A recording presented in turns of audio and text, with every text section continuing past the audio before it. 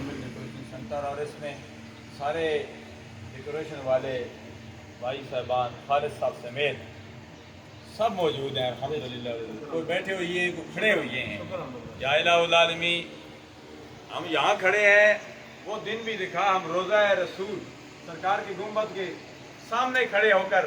جس طرح ڈاکٹر شعبان حقانی آوان نے نعت مصطفیٰ صلی اللہ علیہ وسلم پڑھی، پیش کی، درود شریف پیش کیا، یا اللہ ہم وہاں بھی درود السلام کے نذرانے پیش کریں۔ یا الہ العالمین، اس سینٹر کا مزمل ڈیکوریشن سینٹر کو مزید ترقیوں سے ہم قرار فرما۔ افتتاحی تقریب میں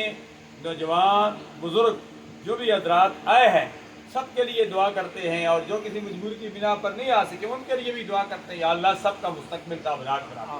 ہم سب کے علم و عمل کاروبار میں برکت عطا فرما۔ اس خوشی کے موقع پر ہم فلسطین کے مسلمانوں کے لیے، کشمیر کے مسلمان، شام، لبنان، جہاں کہیں مسلمان ظلم و ستم کی چکی میں پس رہے ہیں ان کے لیے بھی دعا کرتے ہیں، اور ساتھ ہی پاکستان کے لیے بھی دعا کرتے ہیں۔ حب الوطن من الایمان، اپنے وطن سے محبت کرنا ایمان سے ہے، یا اللہ اس پاکستان کی بھی حفاظت فرما، پاکستان میں رہنے والوں کی حفاظت فرما، یا اللہ جو مانگا وہ بھی عطا فرما، جو نہیں مانگا بن مانگے عطا فرما۔